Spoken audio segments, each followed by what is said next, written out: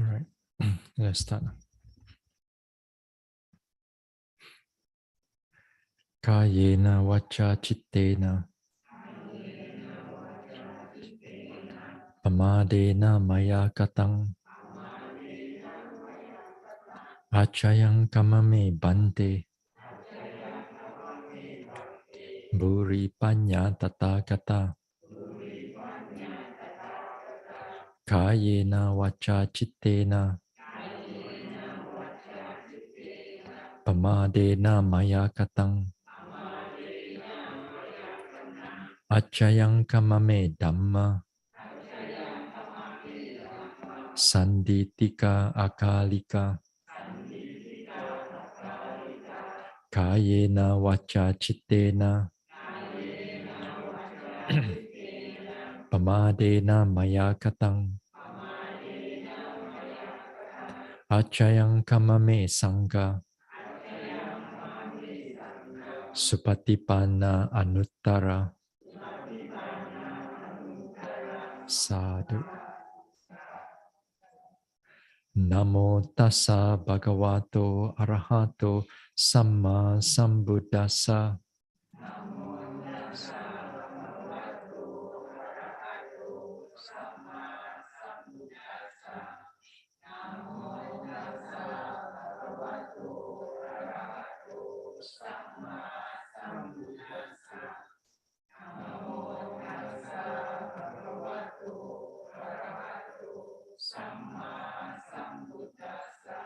Buddhang saranang gacchami.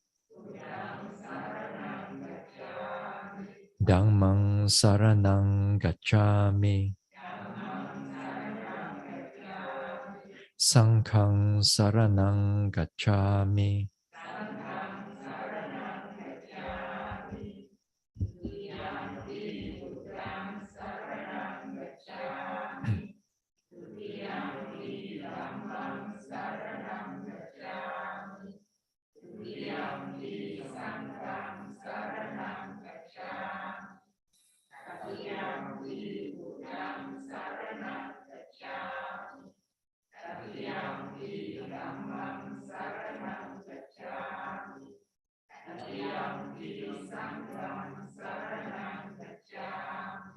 Tisarana gamanang paripunang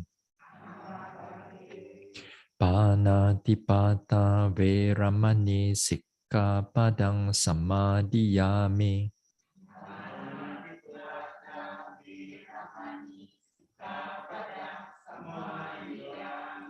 Adina dana veramani sikkhapadang samadhiyami.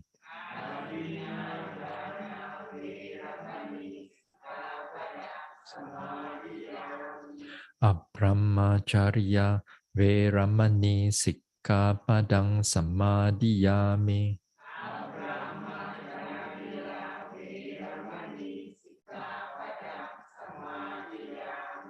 Musawada veramani sikkhapadang samadhiyami.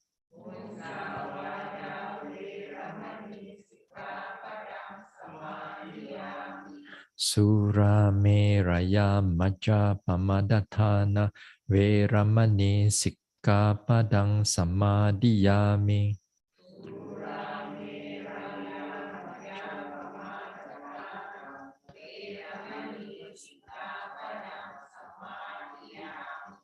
Vikala bhojana veramani sikkhapadang samadhiyami.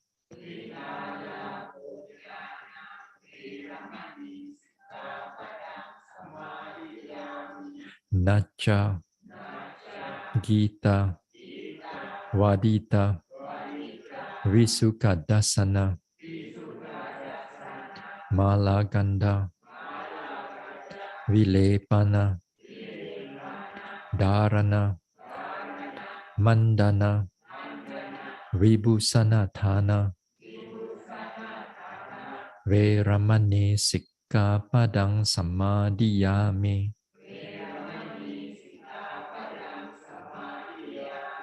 Uchasayana Mahasayana Veramani Sikkhapadang samadhiyami.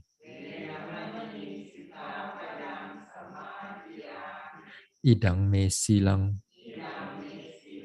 Magapala nyanasa Pachayo Hotu Appamadena Sampadeta Sa.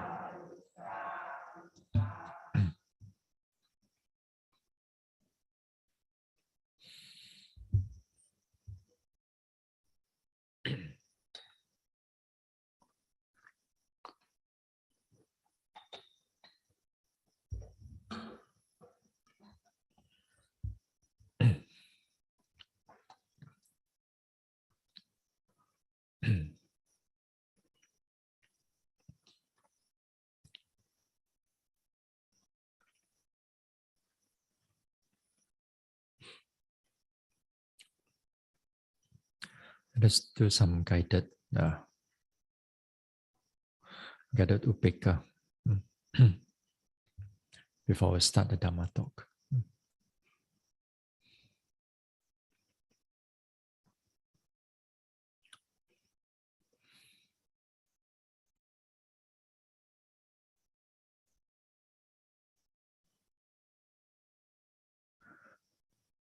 Now let us sit here. Let's keep the mind present. Let go of all the vipassana noting objects. Just be present here, calm and peaceful. Let go of all the thoughts, planning, memories, thought. Then relax the body. Relax the body from top of the head. Relax the forehead, the face, the neck and shoulders. Relax the arms, chest area. Relax the stomach area, spine, the back, hips, buttocks. Relax the thighs and knees, calves, ankles, soles, toes. So relax the whole body, keeping the mind present, calm, and yet alert.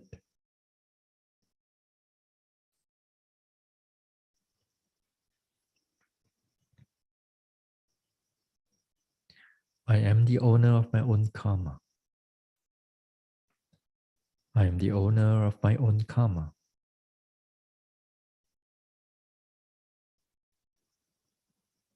Karma is my closest relative. Karma is my closest relative.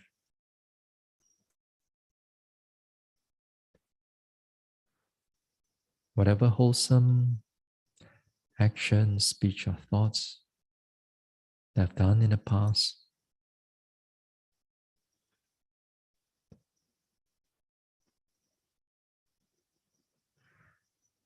they will give rise to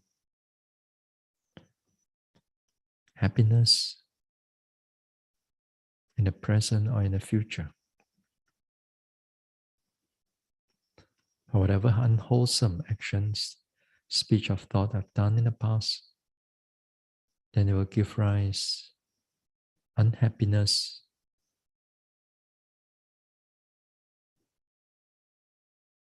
in the present or in the future.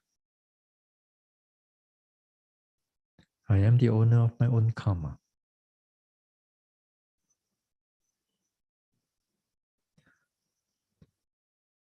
I too subjected to the law of samsara, to aging, sickness, death, and rebirth. I'm subjected to the law of samsara. I'm subjected to the law of karma.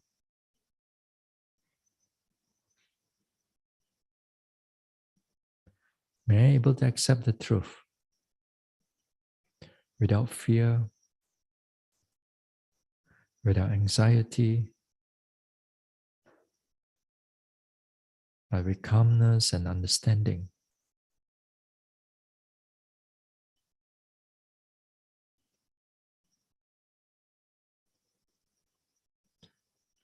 May I be able to accept the truth without fear, without anxiety,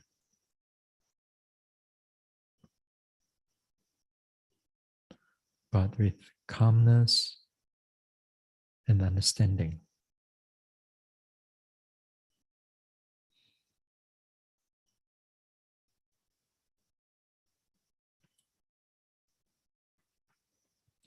Now let us expand. All of us here, all the beings here, monks and nuns, fellow yogis, to the workers, to the helpers, volunteers,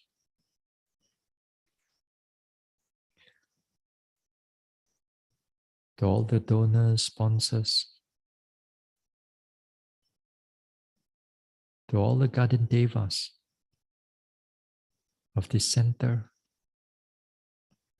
to all other devas around here.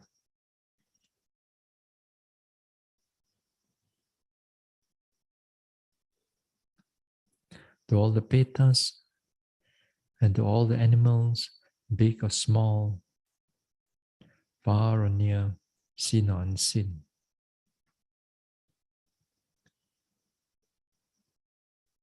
All of us here are subjected to the law of karma.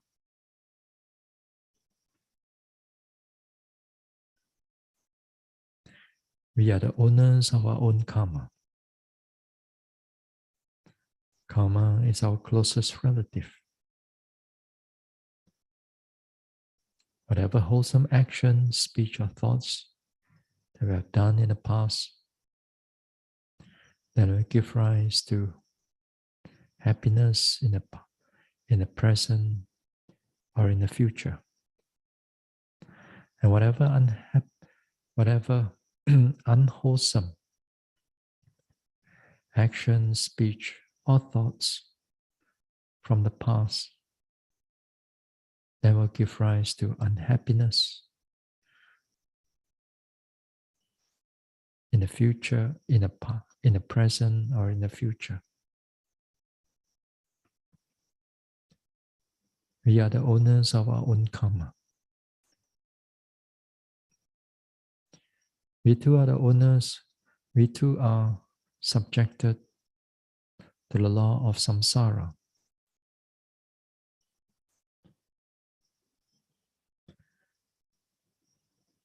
We go through aging, sickness, death, rebirth.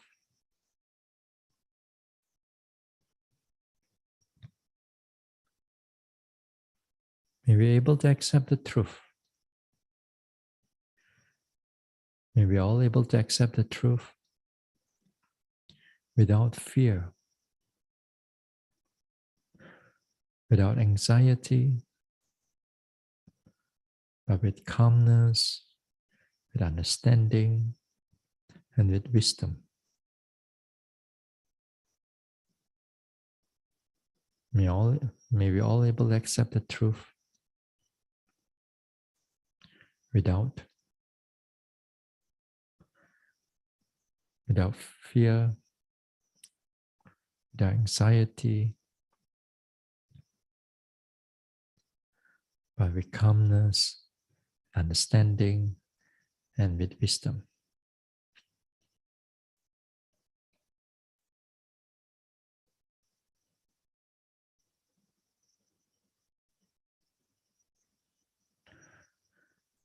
Now let us expand further. Let's expand to all the beings in this country, humans or non-humans, devas or petas, animals big, small, far or near, seen or unseen.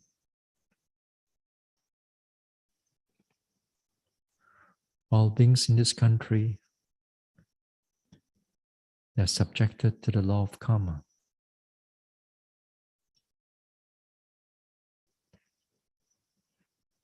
They are the owners of their own karma. Karma is their closest relative. Whatever wholesome deeds you have done in the past, then it will give rise to happiness in the present and in the future. And whatever unwholesome deeds you have done in the past, they will give rise to unhappiness in the present or in the future.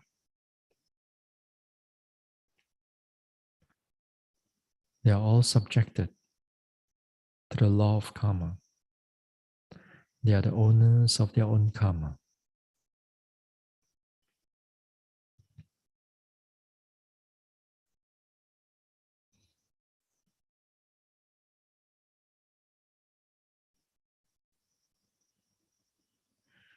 They too are subjected to the law of cycle of birth and rebirth. They go through aging, sickness, death, and rebirth.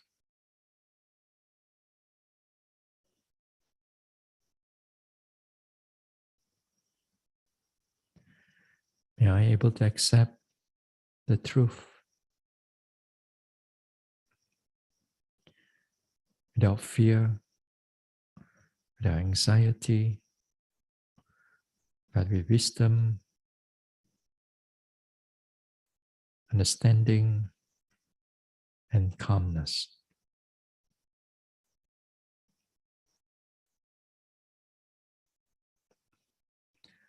Now let us expand further, reaching out to all the beings in this world, humans or non-humans, may they be our loved ones near or far away, or those whom we do not know wherever they are, and to those whom we dislike or those who dislike us. To all the guardian devas of the sasana, to all other devas residing in this world, to all the petas,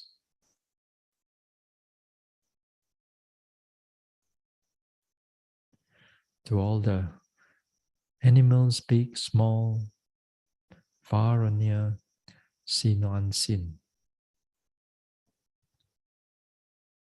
All beings in this world, they are the owners of their own karma.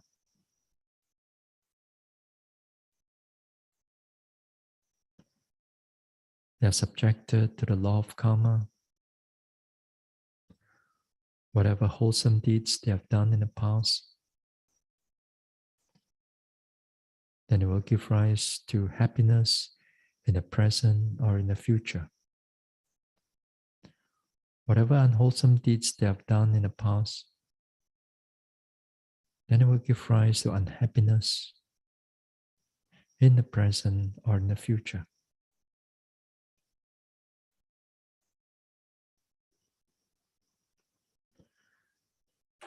All beings in this world, they are the owners of their own karma. Karma is their closest relative. They are subjected to the law of karma. All beings in this world, they go through the cycle of birth and rebirth.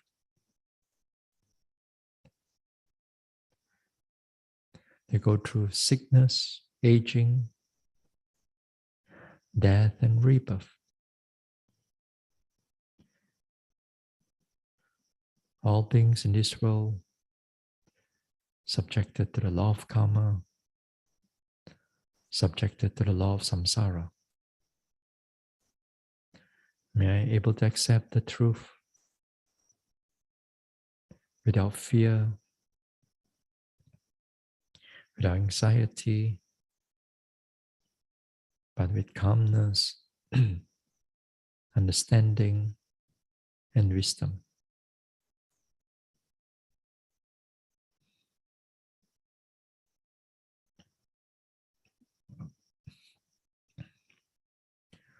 Now let us expand.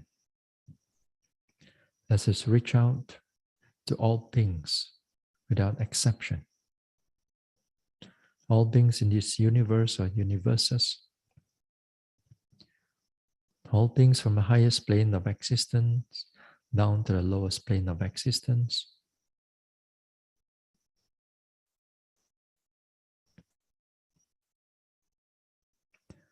All beings in all the world systems.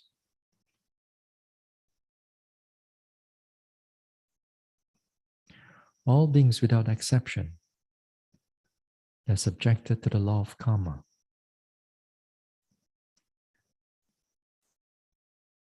They are the owners of their own karma. Karma is their closest relative.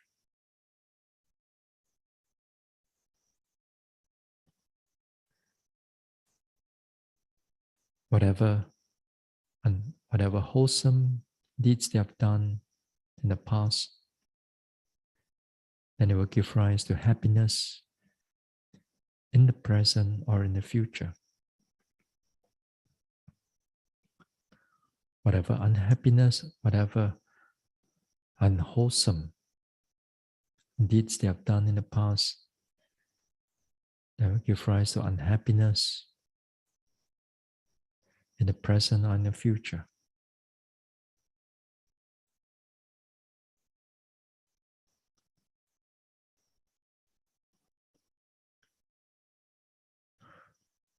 All beings are subjected to the law of karma. They are the owners of their own karma. All beings subjected to the law of samsara, aging, sickness, death, and rebirth.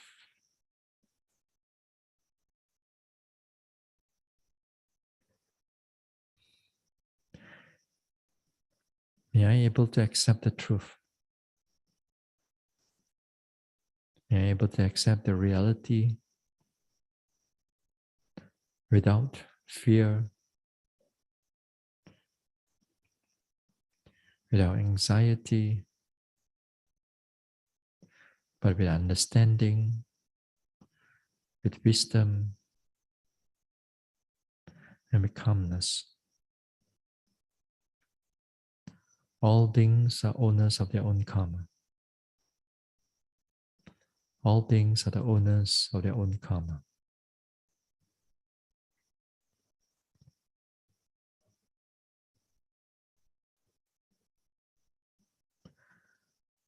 Now slowly let go of the reflection and bring the mind back to the present.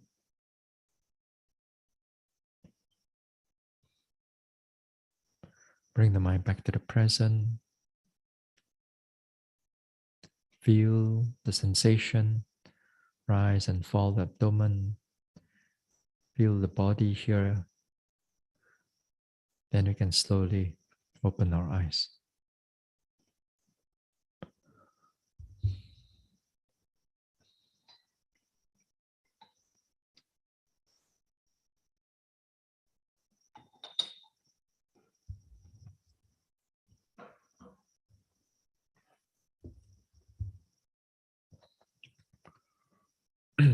Right.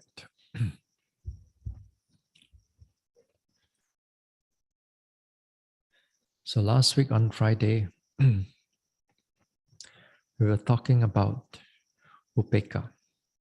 And upekkha, as I said, if you use it in the development of vipassana, then this nature of this upekkha, as they grow stronger, then it will keep the mind in balance. It will keep the mind, in other words, that you're not affected so much by fear or thinking or thoughts. And then on the other extreme, it's not affected so much by the pleasantness or happiness or joy. But the mind can able to stay in the middle. And with that, it helps to keep the mind in balance so that your noting mind become very clear. Not excessive, not deficient. The more that you are able to do, the more that able to keep the mind in balance, and then the progress take place. We find that a lot of things like our especially our unwholesome states of mind begin to decrease over time. Yeah. Not to say zero, but decrease. In the sense that, for example, when a situation that deals with usually that give rise to sadness or give rise to fear, then this type of fear, we can able to manage them better. Or this sadness, we can manage them better. It doesn't affect the mind so much. In other words, you can able to recover much more faster than before. One thing is good that when we do vipassana is that we take notice of this type of fear, we take notice of this type of sadness or anger or annoyance, because we look into the characteristic.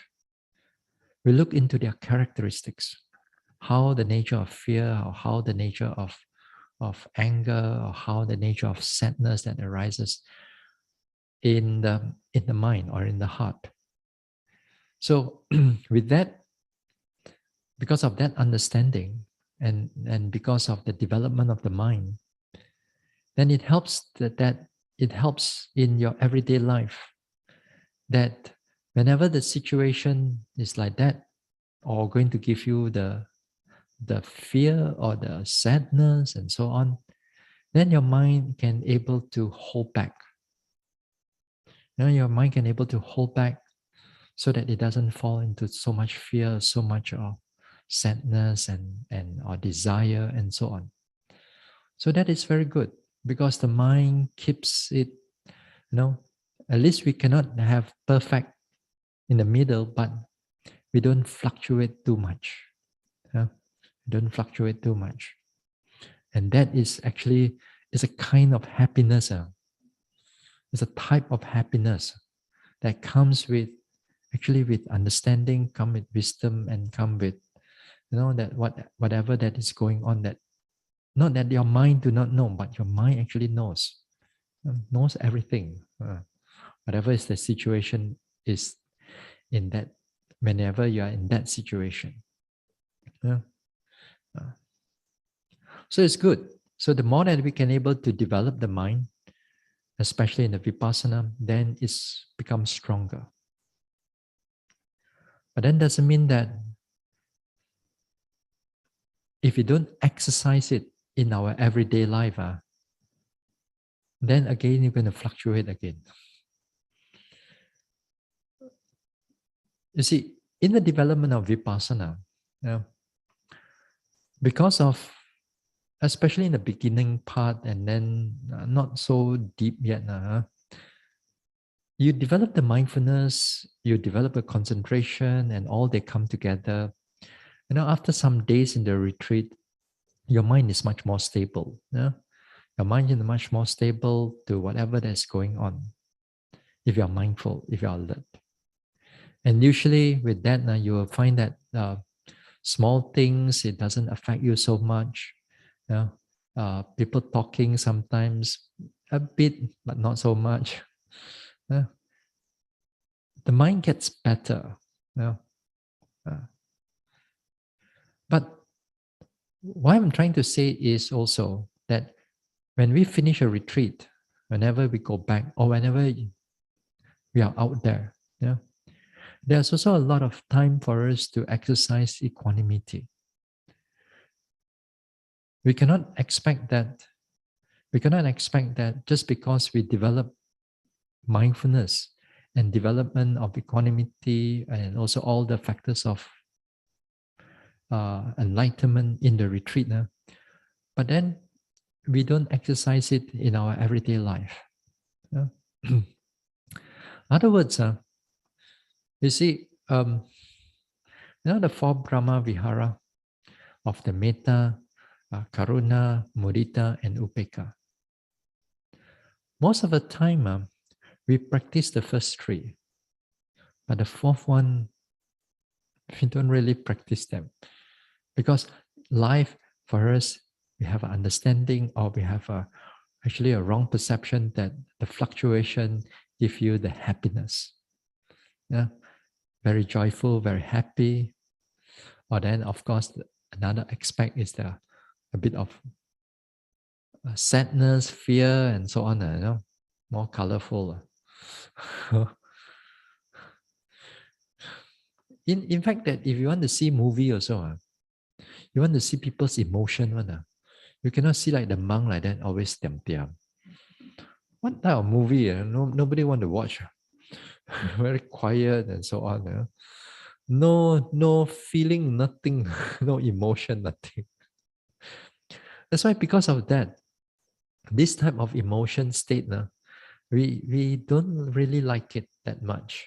So that's why we are influenced to have all kinds of thoughts and all kinds of happiness and all kinds of anger and all kinds of fear and so on. Because what we see and what we do in our everyday life.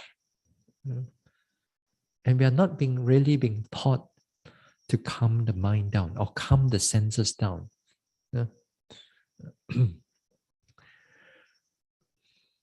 Now you see, a lot of times we love this type of metta thing because metta is pleasant. May all beings be well and happy. May I be well, happy. It's kind of like a feeling that is wholesome, but it's pleasant. It's pleasant. It's nice. Even you do compassion work also, for example, you help somebody, you feel other people get happy, you find that yourself also become happy, and you're happy for them because they have also become happy. And that is also mudita. Yeah. We learn to exercise mudita in many parts of our life, like especially when we do something wholesome and then we say sadhu to them. Yeah. The thing is that nowadays, whether the sadhu becomes so automatic or actually you meant it. So if you really meant it, then it's good actually. Because this type of mudita, when you put it into every part of your life, then you find that you can able to rejoice in whatever people's success are, whatever people's gain or accumulation. Sometimes when you go to office, that is where you don't like somebody get promotion. You don't like somebody get more things than you. You want more. Now, even you come to a spiritual world also, this thing also is not too far away from the teachers or even the monks and nuns. Even the monks and nuns also, sometimes if the teacher give more attention to one person, others are already, already, they get they get very annoyed, with the nun or with the monk, in a big in a big monastery, this type of human relationship, that we cannot get like happy for them, in the sense that uh, in the sense that perhaps we do not know what's the background of the person getting more attention from the teacher or from others, Perhaps maybe they have some problem. The teacher take note of them more carefully. So this is like that. In the world of meditation, in the world of monks and nuns, these things do happen. Yeah. Sometimes, like even in monks, that if you are more senior, then you get more things on, less senior, habuk pun tak ada. Yeah, sometimes again here there are many monks, and then usually offerings when it's given, they're given to the most senior monk. And then of course with all these type of offerings, you the junior monks may not get the best of it. Yeah? So they got to wait their turn when they become senior, as they move up, from year after year by wasa. Not because you're Arahan or Sotapanna, nobody's going to know who you are also. Yeah, Sotapanna, or you think you're Arahana, first wasa, and you stand at the back also. Uh, there's no such thing in the Buddha's this way. And then who is Arahan and stay in the front. Yeah, everybody can claim they're Arahan already. Then with that, it can become a problematic.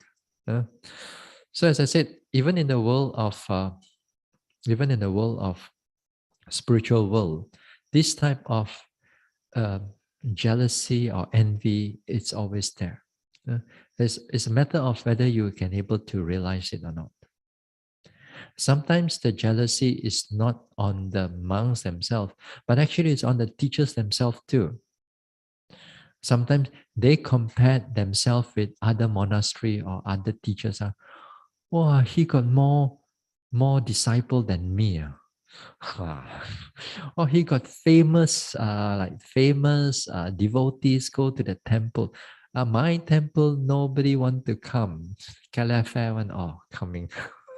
That type of mentality, And because of that, then places become famous and so on. Then sometimes they get jealous. But these type of things very much in the world of spiritual world, not only in Buddhist world, but also in the world of any other religious community and so on. This type of jealousy can be very strong. So again here, the mudita, it has to be exercised, that we can truly able to rejoice whatever people's gains, whatever people's accumulation, and so forth. Uh, but when it comes to upeka, that is sometimes we struggle to learn where to put it. But actually, a lot of us has already done it. But whether we don't realize that it's connected to upeka. The reflection on karma, that what we do, that if you have been doing it for a long period of time, then it's a kind of upeka.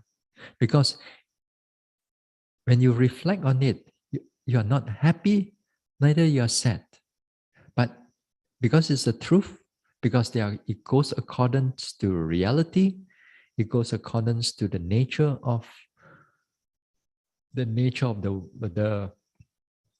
truth. Then it comes with wisdom. It comes with understanding. So this one, then we have to exercise it. We have to apply it in our situations in our life. So say for example, I think I gave this a little bit further back. Some weeks or some 1 month back, I think so. I was talking about exercising this equanimity, like in everyday life. Like for example, like you are traveling on a car. You see accident, horrible accident sometimes, at the next part of the road, the other side of the road, not on your side of the road, the coming side of the road. You're going somewhere in the other side, and then you saw. And sometimes when you see this type of accidents, and this accident is still there, and sometimes you see blood there. Sometimes you see people like flying out from this one. Sometimes you may see motorcycle, and then the rider and the pillion, and then the rider and the pillion is all dead there, and they are still there, and you pass through. What will be your feeling during that time? We cringe and we do not want to look at it also. But you cannot run away. Yeah. You cannot run away. Sometimes the traffic jam is right in front of them, because everybody also want to have a look. Then it slow down. So what are you going to do this time? This is the time is for you to exercise upekkha. Not metta, not mudita, not this one. Because you cannot be happy for the dead person, is it? Impossible. You cannot be, may you be well, it's already passed already. This time is where the upekkha comes in. This time is the reflection of to keep the mind steady. Because if not, the mind fear. And when sometimes you see these type of things, it etch into our memory. And then after some time later in future, then this type of memory comes up. Then we find the heart is so affected by it. Even the whole thing is no more there. So because at that time, we don't really protect our mind. So perhaps you protect the mind with upekkha. You look at it, they are the owners of their own karma. All of us are owners of their own karma. Not to say that because the person is. Sometimes I realize that sometimes we use this karma thing in order to, because we don't like somebody else, Maybe like politician, Nah, yeah lah. You do all bad thing, karma will come after you, we can't with that anger and with that irritation, and that is not upekkha anymore. You use the karma only, but it's not upekkha. It's irritation is there already, but we don't see it. Upekkha is the mind that is, if they do good things or do bad things or whatever they have done, the mind is not like starting seeking revenge or whatever. The mind is understood that whatever wholesome or unwholesome deeds they have done, they will bear their own karma. So to the person like in a date right now, so whatever wholesome or unwholesome deeds they have done, then if they're reborn in the happier planes of existence, or they're reborn in this one, wherever they are, we wish them well. So in the sense that the mind is stabilized. The mind is stabilized without anger or without annoyance. And so too sometimes, like when we attend funeral, you attend, how many funeral we have attended? The older you get, the more funeral you're going to attend. The more funeral you're going to attend. So the thing is that there will be loved ones. There will be loved ones, or there'll be your best friends, or there'll be your long-term friends that you know. Or even sometimes, too bad sometimes is that parents have to attend the children's funeral. Or sometimes a grandfather got to attend the grandchildren's funeral. It's supposed to be other way around, but life is like that, So what are you going to do this time? Now again here, the reflection on karma, and also that the Buddha says the 5 contemplation, the daily contemplation, contemplating on the sickness, aging, death, separation from loved ones, and contemplating on karma, daily contemplation. This type of daily contemplation, and we contemplate it again and again. Don't contemplate No, I'm not to say don't. If you find that you want to only contemplate when the funeral is there, that's a bit too late already. Your tears and your sadness will be tremendous. You can't even contemplate anymore at that time. You're supposed to, when things are going well, when life is going soon, there's no death or there's no this thing. That time, you got to contemplate already. Yeah, you got to reflect on those type of things, especially when we are out there. Don't do it in the retreat time.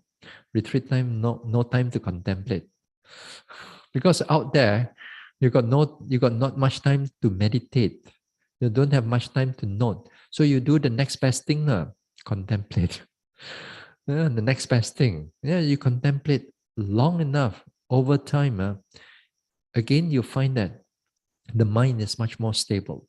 When these things happen, when somebody send you a, a WhatsApp message or send you any messages, the moment that you read it, yeah, then instead of your mind goes into panic mode or going into like despair or lost hope, the mind comes into the middle. Then it comes into the middle. Yeah. All these type of things, one way or another, it will happen to us. But these type of things, if you don't contemplate it rightly, then it will become a big problem, because the fear, the anxiety will start eating into our mind. You see, now, especially we Chinese, we don't talk about death. You talk about death during Chinese New Year, it's even worse. Kena sepa from the elders. Yeah. You cannot talk all these type of things, because again, this is a cultural thing. But cultural thing doesn't mean it's a good thing. We respect, of course. If we don't say it out, doesn't mean our mind don't reflect on these type of things. Sometimes also once in a while, we may see that, right, and the first day, second day, somebody pass away. The funeral has to be done also, on the first day or second day. You cannot run away from that thing. So all these kind of things are, when you're out there, you got to reflect. You got to reflect, and then not only reflect, you look into yourself. Is the mind stabilized or not? Is the mind without fear or not? Is the mind without the sadness or not? Or is the mind that, for example, if you go through you go through a funeral, and then you comparative for yourself and yourself in the past, let's say, you find that yourself is much more able to accept death and so on. And that means the mind has come into a much more stability, much more stability and so on. That is good, which is good. That means there's along the way, there's improvement. Or perhaps sometimes on the other occasion, like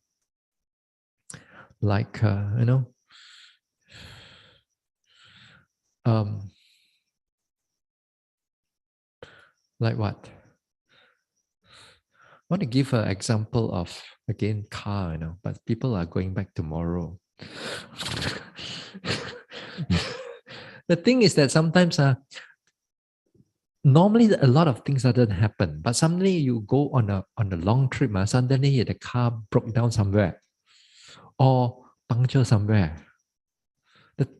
The whole thing is that the mind goes into a panic mode. Again, the panic mode here is where the mind is not stabilized. We kind of like do not know what to do. Of course, perhaps you do not know how to change a tire, yes. But the mind panic first. That's the problem. The more that you panic, the more that you're afraid of what is happening there. Yeah? Like, for example, I've met with people once in a while, that they go into hiking in the forest. They hike. They thought that hiking in the forest like going to a shopping mall like that. and and they get panicked. Luckily, sometimes there are people, or sometimes once in a while, I do see this. I see this type of people. They're in a panic mode. Do not know which path to take. Do not know what to do. Yeah. So the thing is that the more that you panic, the more that your mind is totally do not know what to do, and you build up that type of panic mode. Like anything, something is disagreeable to you. You are not sure. Somebody died.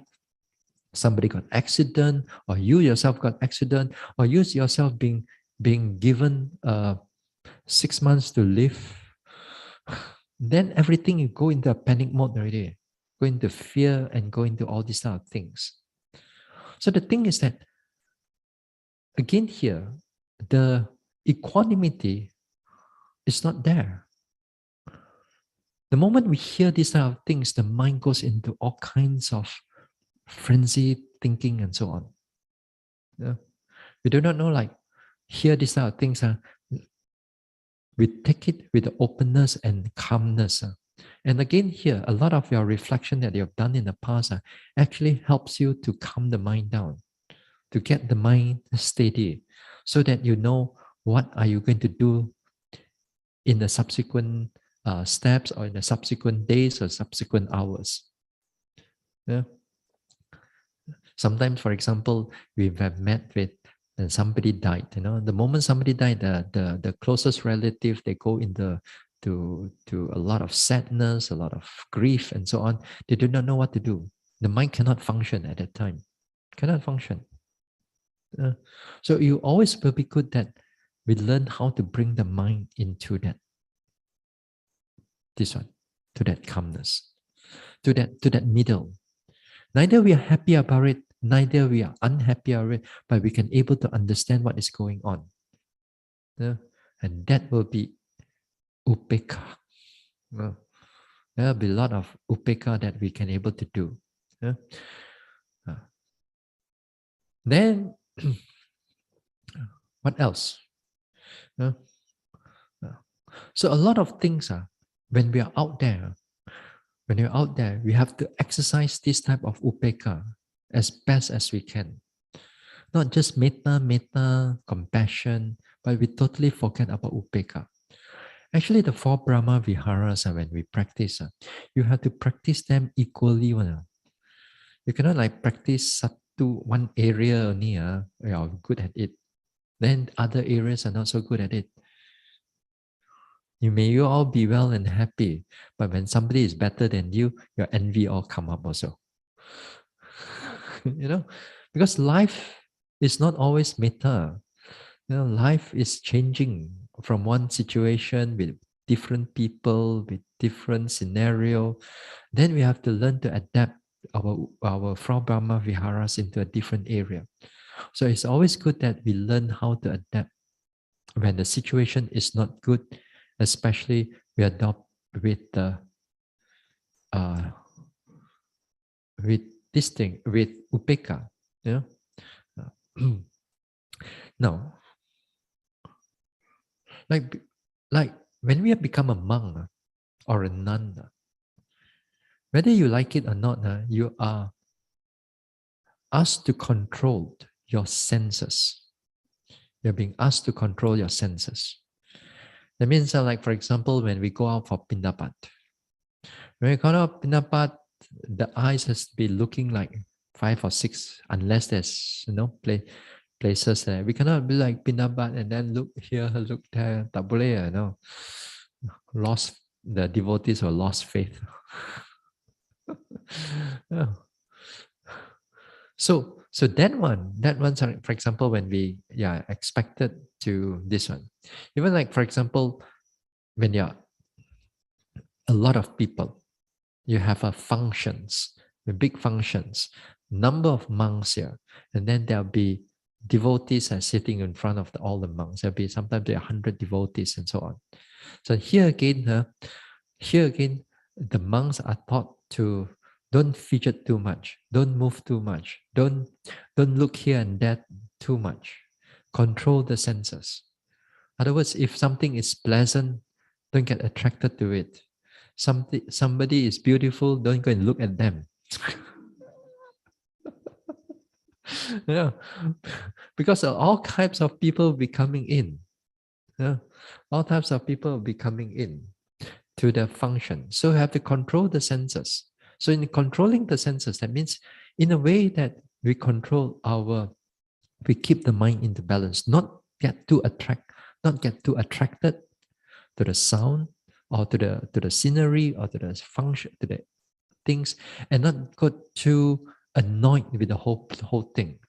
Sometimes you sit down there, it's quite warm, fan may not be enough, or you, and then things quite unpleasant, your leg is quite painful and so on, and then you're going to sit quietly. You cannot like keep on fidgeting in front of everybody, can you?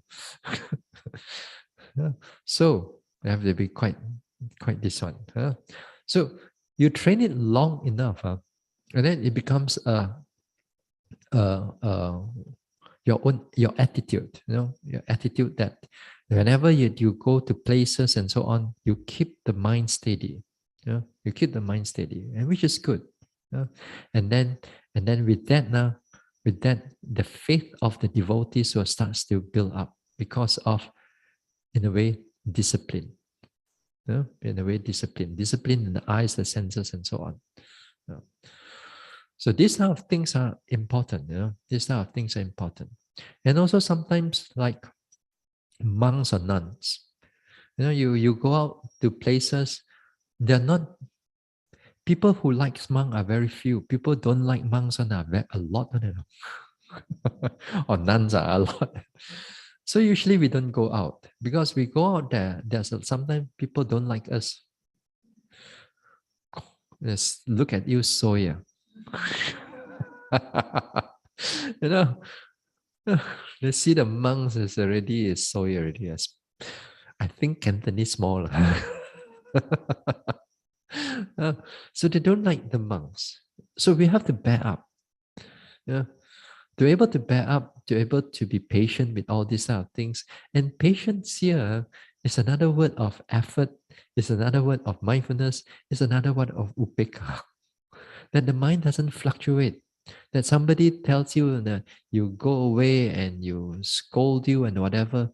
You, the training is that you're not supposed to get angry about it. Of course, at that time you cannot get. I mean, the anger may be a bit there, but you have to, again, you have to be control of your speech and control of your this one. Yeah. It's not easy. It's not easy. It's a training actually. So we are trained in that area. Yeah? We are trained into that area to hold back your, to hold back all your senses so that you keep your body calm and your mind equanimous. Yeah? Even sometimes, like for example, when you have a group of monks, they are discussing, and the seniors are discussing. The juniors, no matter how panda you are, you have to keep your mouth shut. Sometimes some juniors that forget that come to a discussion. They thought that they know a certain subject better than the seniors. Oh, they want to pandai, put it on. No, you get knocked down. Unless you're asked to speak, you speak. You don't ask to speak, you keep quiet. Keep your mouth tightly shut and stay there and quite stay there. This is how the training is.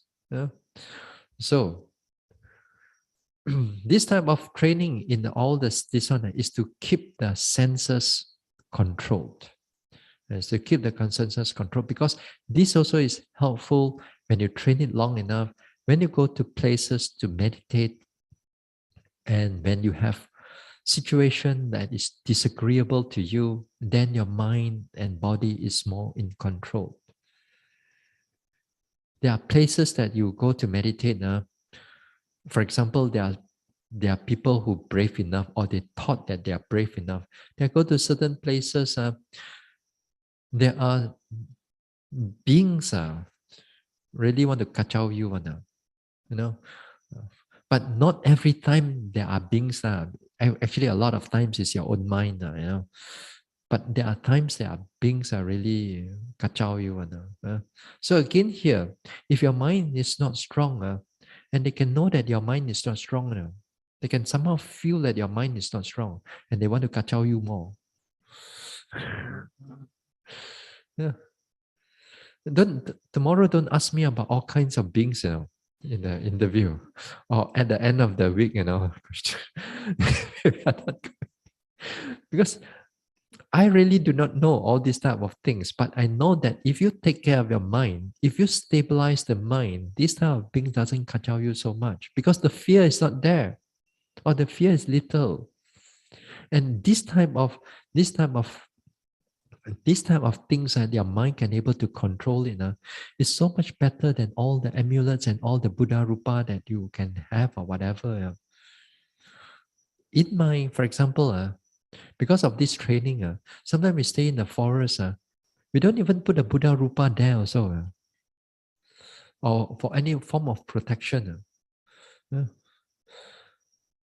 or for or whatever beings, for these type of things. Although we do some chanting and so on, but even then also we keep the mind steady. And especially when we in the forest, when you meditate, as I said, sometimes there are snakes comes near you down there, I think I mentioned before. Down there, 30 years ago, maybe 20 or 30 years ago, they meditate until that snake come on top of the hand there. See lah, that time whether you're going to panic mode or not. Yeah. Sometimes we see this type of things like cacing lah, like snakes lah, anything that without legs we fear them. Yeah. But the thing is that can you keep the mind steady or not? Can you keep the mind without going into panic mode, without going into shouting and so on? So these type of things when we're training all over the time, then it become very helpful in the meditation. Because in the meditation, a little bit of sound, we are not so interested in those things. A little bit of bayang here and there, like shadow here and there. So what? If there's a being there, without being there, we don't go and interpret about it because there's not much fear is there. So it's so much more easier to meditate. Everywhere you go, the whole mental protection is already built up. You don't really need to have an amulet or whatever it is because of that mind that is powerful enough. Yeah. So it is good that, as I said, it is really good that we know how to develop that upeka in our everyday life. So the unpleasant ones and panic mode, fear, anger, and so on, we try to lessen it. As the more that you can lessen it, you find that the mind comes into the center much more easier. But the other one is a bit more difficult. The happy ones. The comes with joy and happiness on that it's more difficult. And here again, as I said, the type of things that we do, well, a lot of times we seek joy, we seek happiness, and so on. Yeah? We sleep on the nice cushion and nice nice bed, and so on. Yeah? Sometimes in the different parts of a retreat, you don't get all this type of so-called luxury. Yeah. Nowadays, this type of the cushion they give it to you, this thick maybe sometimes a bit smaller, a little bit not so thick. We already grumble already. During the Buddha's time, monks are supposed to sleep on the floor, or a little bit of just to cut or a piece of cloth like that. Whether you are old or young. Uh, even they sit on the chair, they call it a high chair, high seat, a high bed. Even it's a cotton bed to them, those days, it's considered luxury. Because if a monk sleeping on this type of luxury thing, then people have no faith. Then that's why you got your 7 precept there, or your 8 precept there, Yeah. But nowadays, cotton is so common. It's so common already. Yeah, it's so common. Yeah. Yeah. But then again, sometimes we still some people still adopt the this way. Yeah. But nevertheless, the type of happiness that we look for, the type of happiness we forget that we need to bring back to the balance also, because this type of happiness will change. Yeah, it will change. Now, even for me also, yeah, you know, devotees are very kind-hearted. Whenever you have a lunch dana, a lot of food one. Eat until do not know what to eat. Yeah. And sometimes the places that we went to, every day you eat more than a king. King also, you don't eat so much. And so many type of dishes. So many type of dishes. And then suddenly one day, devotees very few come, because you never know. And then only 2 or 3 dishes in it. Then you get down.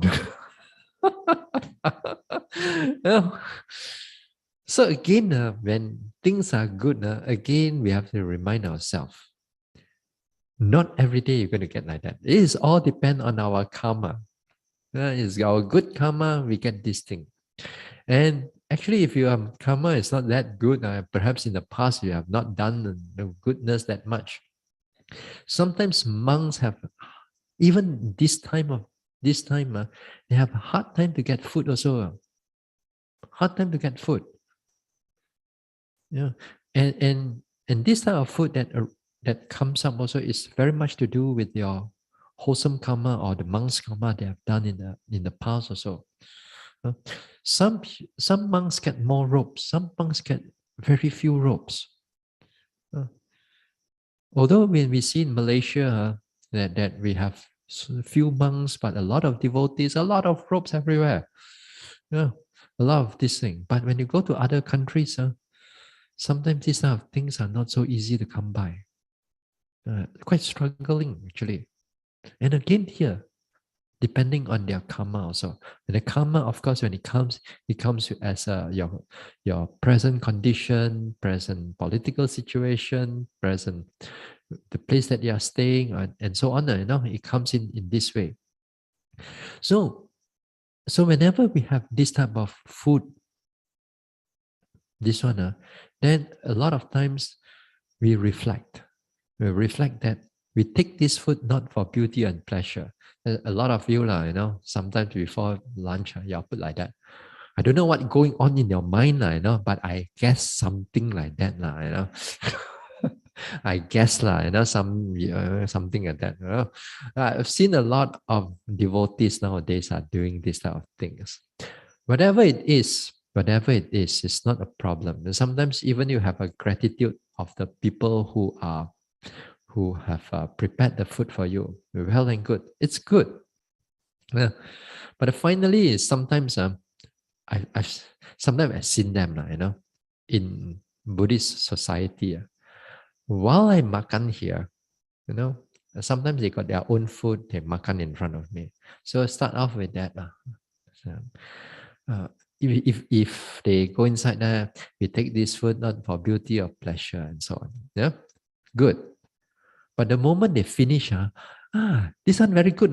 Come, give me this one. That one also good. I want that one. Oh, this one you try. This one good. I cook for 5 hours. I try. Try and did.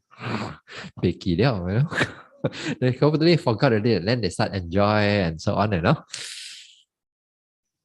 that. Yeah. So again here, I mean, these are devotees. You long time don't see each other, makan together, you're happy. Of course, we know that this happiness. This is not to say that it is This is unwholesome in a sense. But here it's where, because of that, it's so difficult for us to bring our mind to the center. It's not easy because of that enjoyment. Uh, we seek food, we seek comfort, we seek entertainment or hearing. All these type of things, whether we realize it or not, it give. I mean, it helps us in our mind also.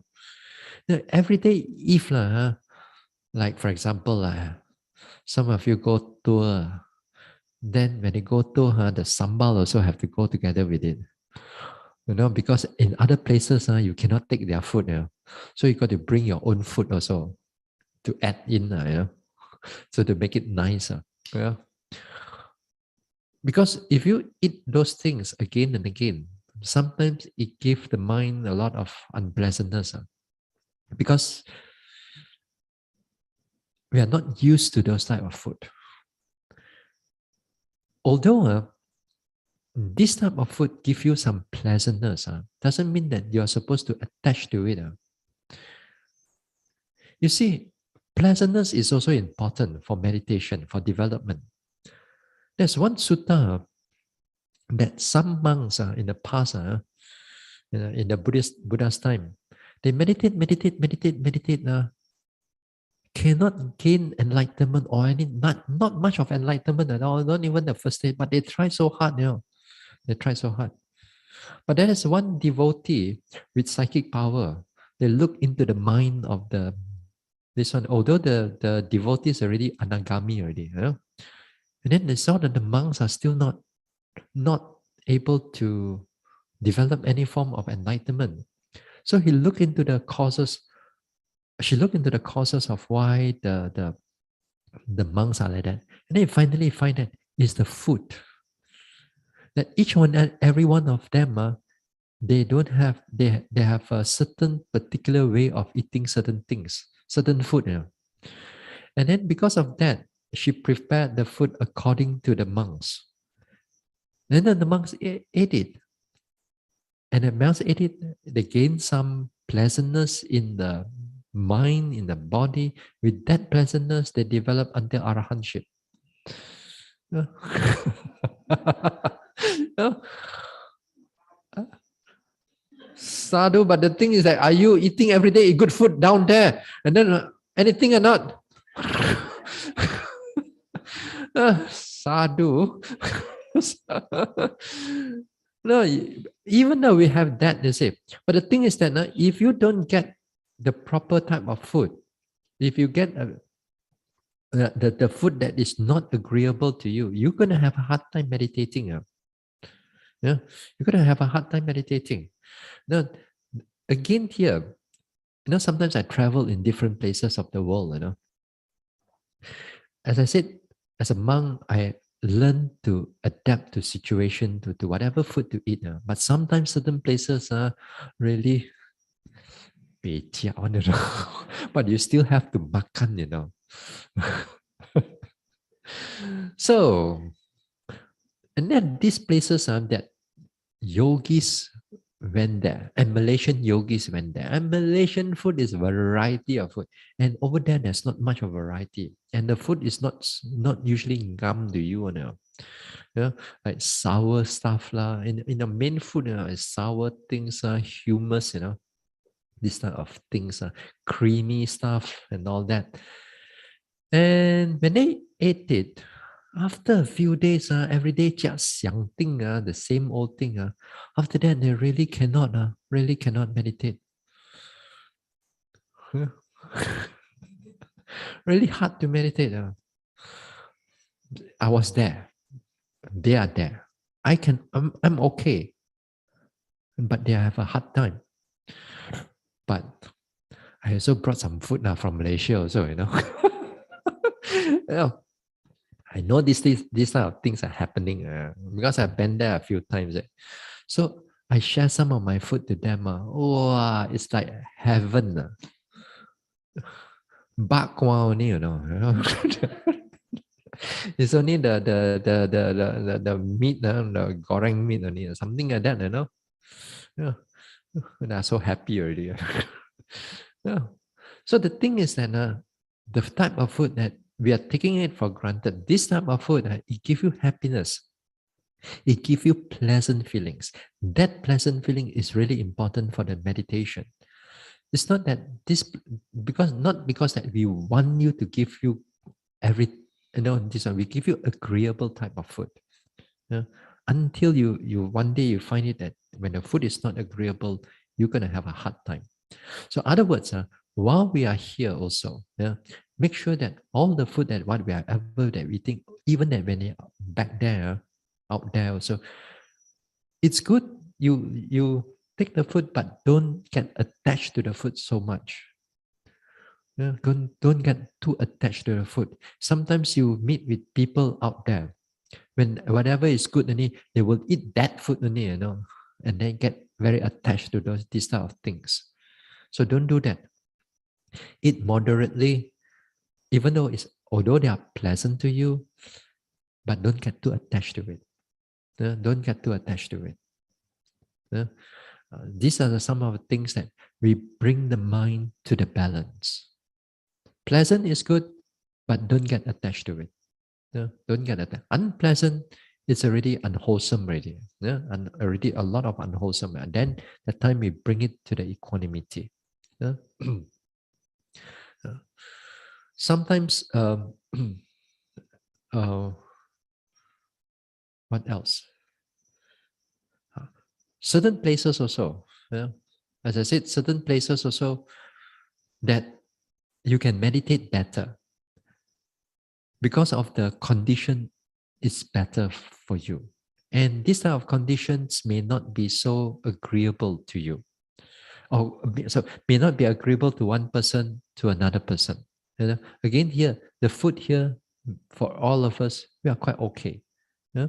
But for if an Ang Mo come in, let's say a foreigner come to our this everyday goreng one, everyday fried one, everyday this, then they want salad lah, they want creamy stuff lah, they want burger lah, they want pizza lah, these type of things. Then for if they cannot adapt to our way of then also they're gonna have a hard time. Yeah. So too, if we go to their places everyday pizza, also you're gonna have a hard time. Also, eat until you jela. First few days nice, So again here, sometimes for you, if as I said, the best is that you can able to eat everything, anything, whatever is given is proper, then it's easier for you to go for a retreat. Even yeah, as I said, some time back, even if you are vegetarian and so on, some places may be hard to give you this type of food. Yeah, yeah, many places they could, but sometimes difficult. Yeah. So this type of our senses, our hearing, smelling, tasting, and so on, we learn to control them. We learn to control them so that the mind doesn't too attach to them and also doesn't go too annoyed with them or too fearful because of them and too sad because of these type of things. So we bring the mind towards the center. It would be very good. And you do it for a long period of time. You find that your mind actually is happier. Happier in the sense that it doesn't come with enjoyment of senses, but happier because of that wisdom and understanding that arises. It's so much more better, actually. Yeah. With that, I think maybe I'll stop here for tonight. Tomorrow we'll talk about deeper stuff a bit. Okay.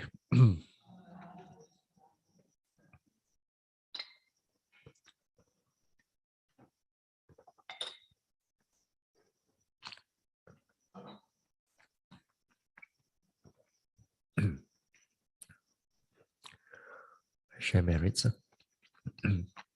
Idang me bawanang